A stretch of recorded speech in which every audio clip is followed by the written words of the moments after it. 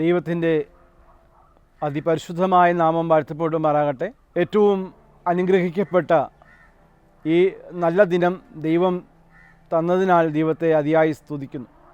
ക്രിസ്തയേശു നാമത്തിൽ എല്ലാവർക്കും സ്നേഹവന്ദനം അറിയിക്കട്ടെ. എൻ്റെ പേര് ഇവാഞ്ചലിസ്റ്റ് നോബിൾ ഡാച്ച് എന്നാണ്. ഞാനിപ്പോൾ ട്രിനിറ്റി റസാലം CSI മലമുകൾ ഇടവകയുടെ ശുശ്രൂഷകനായി കഴിഞ്ഞ 3 വർഷക്കാലമായി സേവനം ചെയ്തു വരുന്നു.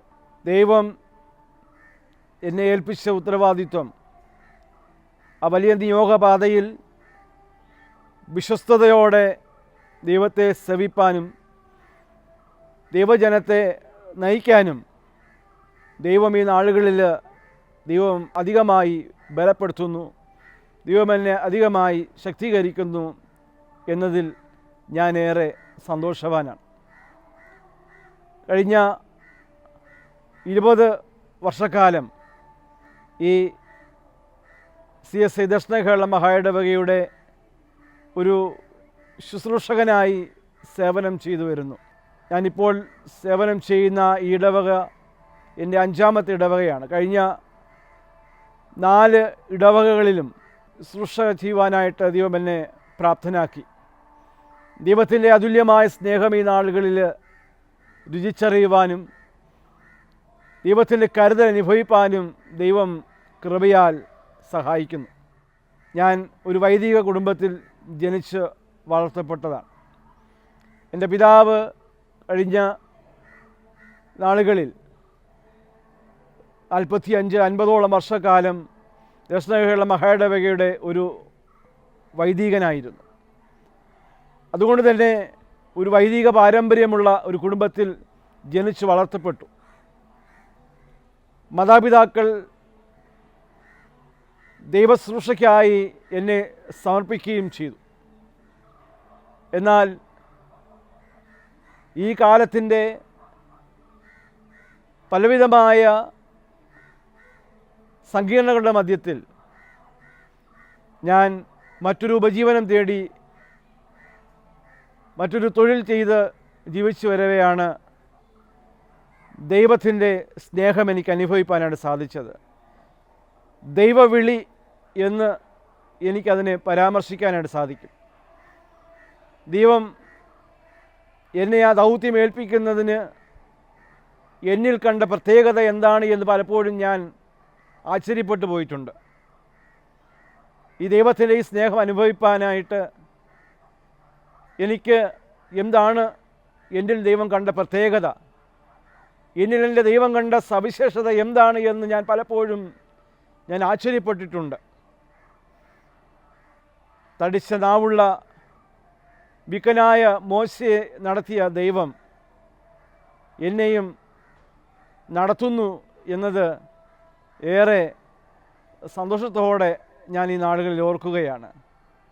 പലപ്പോഴും ദൈവസ്നേഹത്തിൽ നിന്ന് അകന്നു പോകാനായിട്ട് ഞാൻ ആഗ്രഹിച്ചപ്പോഴും തേടി വരുന്ന ഒരു ദൈവസ്നേഹത്തെ എനിക്ക് അനുഭവിക്കാനായിട്ട് സാധിച്ചു. ഞാൻ വിവിധങ്ങളായ തൊഴിലുകൾ ചെയ്യുമ്പോഴും ഒരു ഗവൺമെൻറ് സർവീസിലേക്ക് പ്രവേശിക്കുവാനായിട്ട് എല്ലാ പ്രവർത്തനങ്ങളും ചെയ്ത് ഇൻ്റർവ്യൂവും കഴിഞ്ഞ് പ്രവേശനം കാത്തിരിക്കുമ്പോഴാണ് ദൈവസ്നേഹം എന്നെ തേടിയെത്തുന്നത്.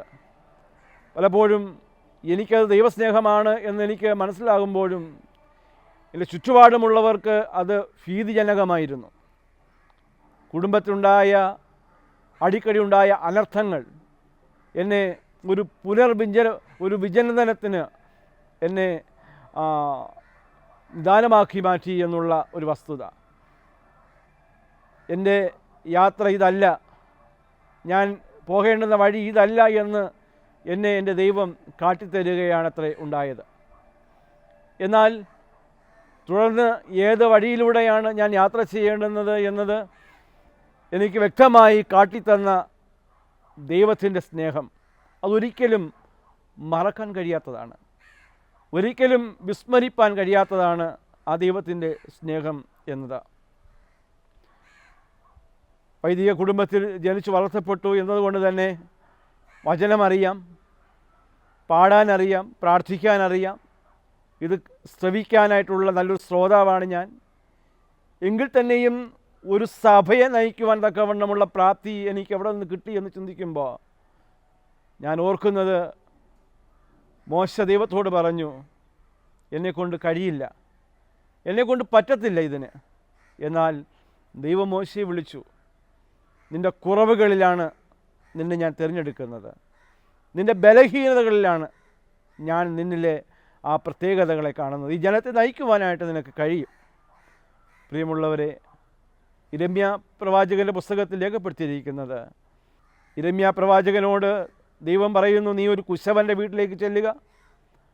അവിടെ ചെല്ലുമ്പോൾ ഒരു കുശവൻ ചക്രത്തിന്മേൽ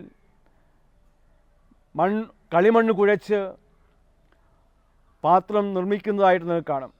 എന്നാൽ അത് കുശവൻ്റെ കയ്യിൽ നിന്ന് അത് പൊട്ടിപ്പോകുമ്പോൾ, അതിൻ്റെ രൂപത്തിന് വ്യത്യാസം സംഭവിക്കുമ്പോൾ, കുശവൻ തനിക്ക് തോന്നിയതുപോലെ അല്ലെങ്കിൽ തനിക്ക് ബോധിച്ച വണ്ണം വീണ്ടും ഒരു പാത്രമായി മെനയുന്നു.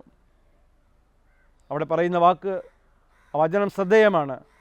നോക്ക്, ഇസ്രായേൽ ജനമേ, നീ ഈ കുശവൻ്റെ കയ്യിലിരിക്കുന്ന കളിമണ്ണ് പോലെയാണ്.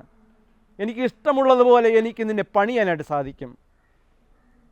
എനിക്ക് ഇഷ്ടമായ രൂപത്തിൽ, ഇഷ്ടമായ രീതിയിൽ നിന്നെ പണിയാൻ എനിക്ക് കഴിയും.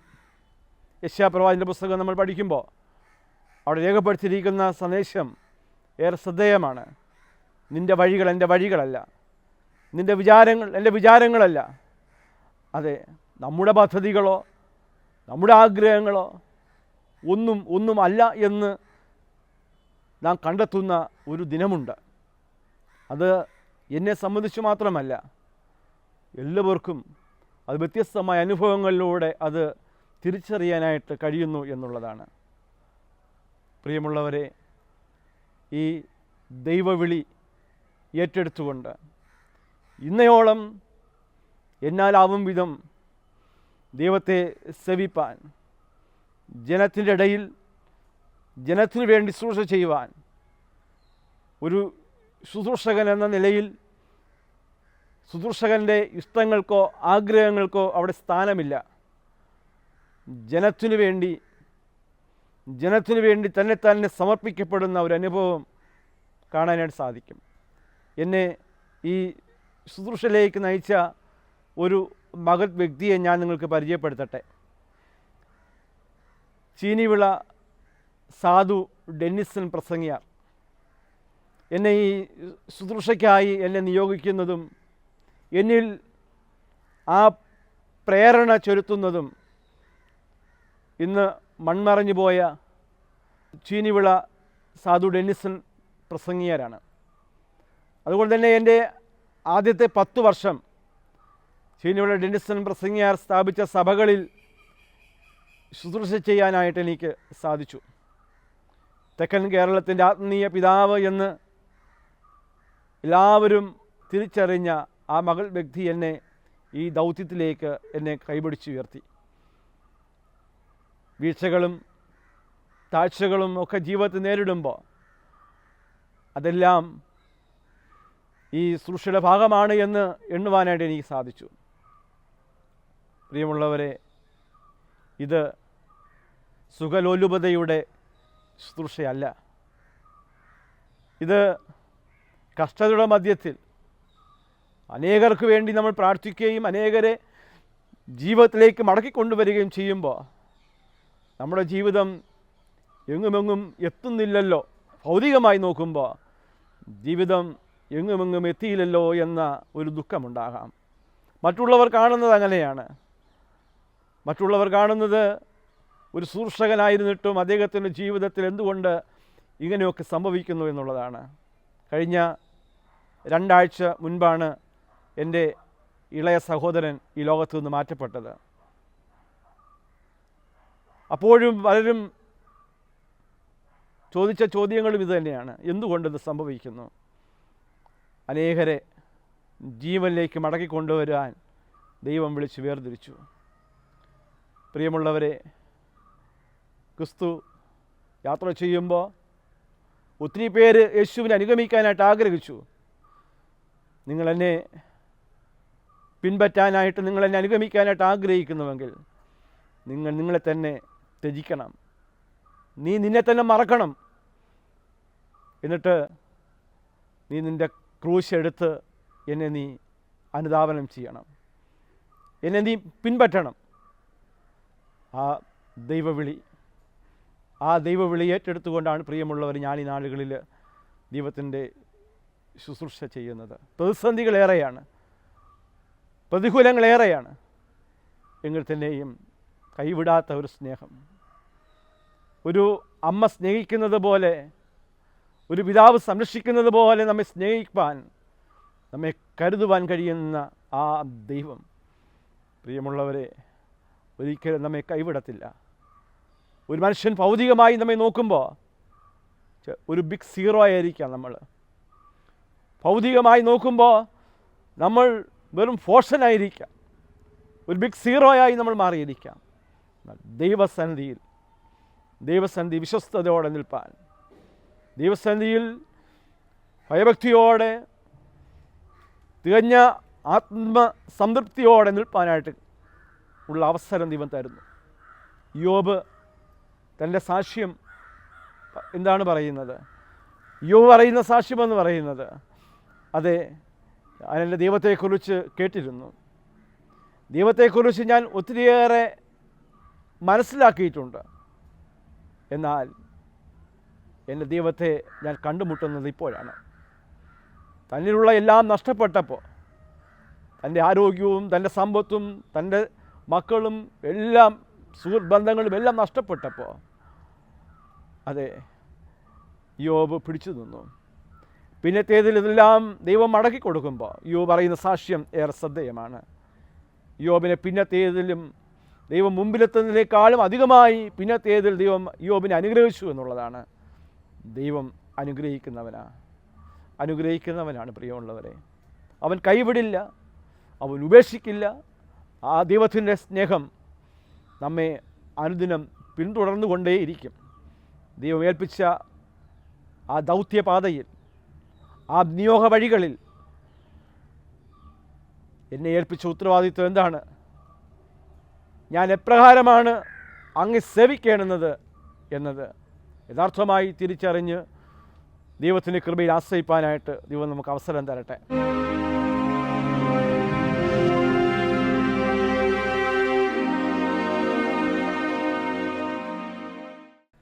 ഞാൻ എൻ്റെ വിദ്യാഭ്യാസ കാലഘട്ടം കൂടുതലും കൊല്ലം, കൊട്ടാരക്കര ഭാഗങ്ങളിലായിരുന്നു. ഞാൻ പറഞ്ഞല്ലോ, എൻ്റെ പിതാവ് ഒരു വൈദികനായിരുന്നെന്നും അതുപോലെ തന്നെ പപ്പയുടെ ആദ്യ നാളുകളിലെ ശുശ്രൂഷകളൊക്കെ കൊല്ലം, കൊട്ടാരക്കര ഭാഗങ്ങളിലായിരുന്നു. ചെറുപ്പകാലം പല സ്കൂളുകളും മാറി പഠിക്കേണ്ട സാഹചര്യങ്ങൾ വന്നു. അതുകൊണ്ട് തന്നെ ഒത്തിരിയേറെ സുഹൃത്ത് ബന്ധങ്ങൾ എനിക്ക് സ്ഥാപിക്കാനായിട്ട് സാധിച്ചു. ഈ ദൈവവിളിയുടെ പാതയിൽ എനിക്ക് ലഭ്യമായ അറിവുകൾ എൻ്റെ ശുശ്രൂഷയിൽ എനിക്ക് ബലമേകിയതാണ്, എനിക്ക് കൂടുതലായി ശക്തി തന്നതാണ്. ചില പച്ചയായ യാഥാർത്ഥ്യങ്ങളെ തിരിച്ചറിയാൻ എൻ്റെ ജീവിതത്തിൻ്റെ അനുഭവ പശ്ചാത്തലത്തിലൂടെ എനിക്ക് സാധിച്ചു. പ്രിയമുള്ളവരെ, ആ ദൈവത്തിൻ്റെ നിതാന്തമായ സ്നേഹം അനുഭവിപ്പാൻ ഒന്നിലേറെ തവണ എനിക്ക് സാധിച്ചു.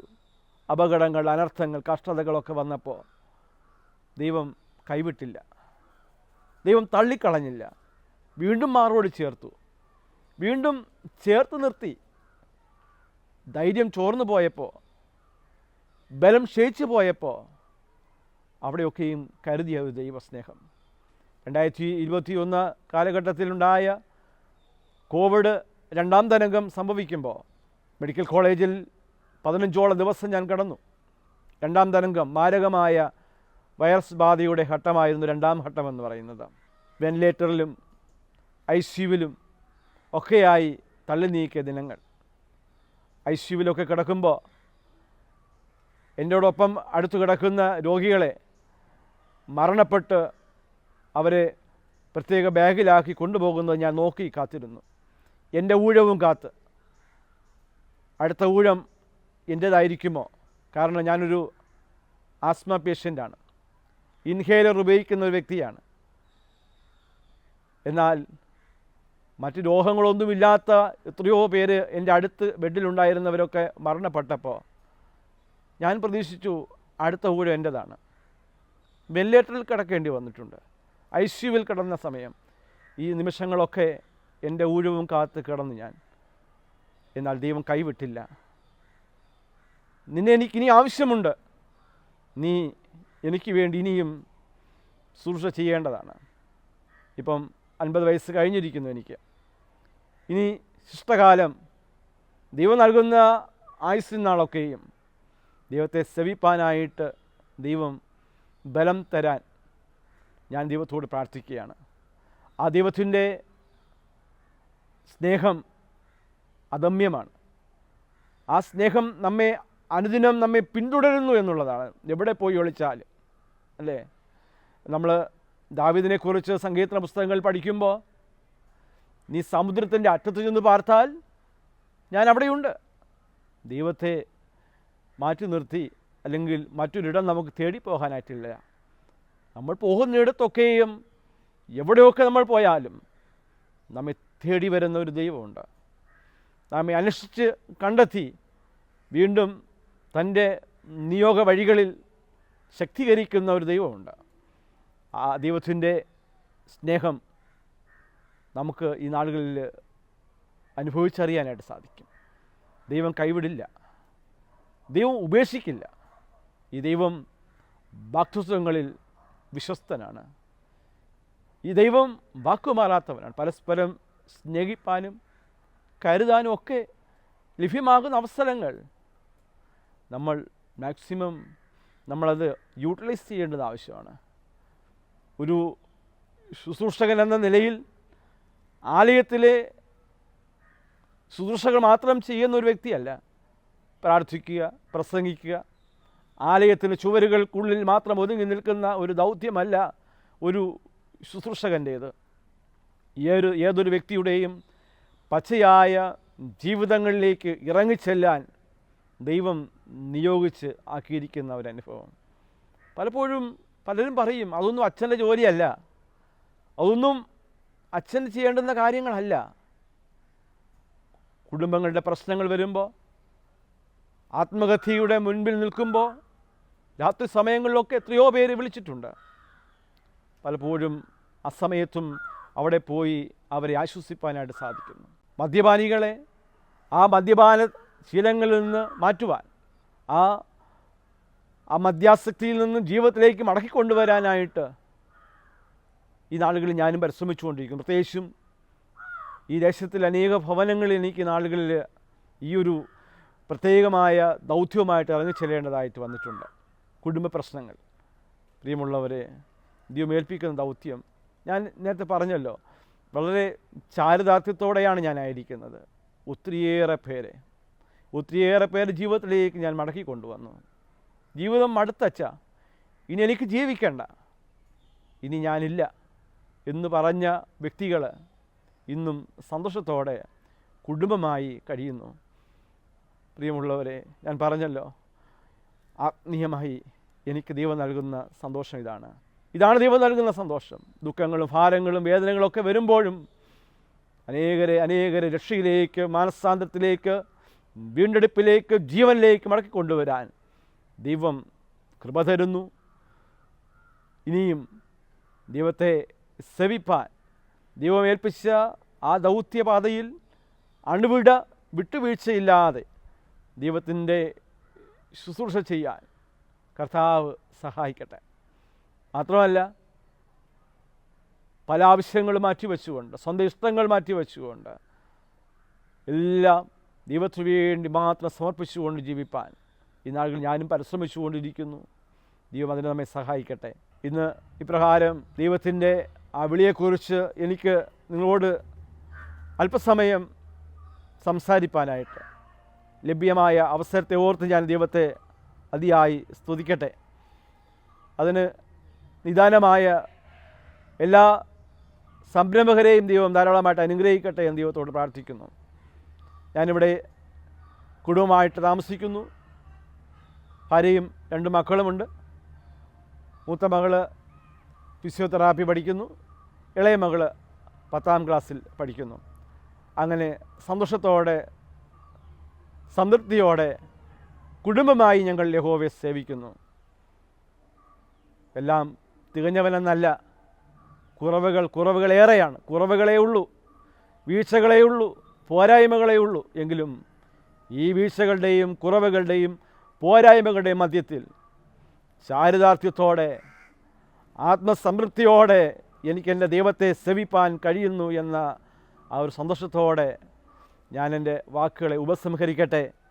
സർവശക്തനായ ദൈവം നമ്മെ അനുഗ്രഹിച്ച് അനുദിനം കാത്തു പരിപാലിക്കുമാറാകട്ടെ. ആമേൻ.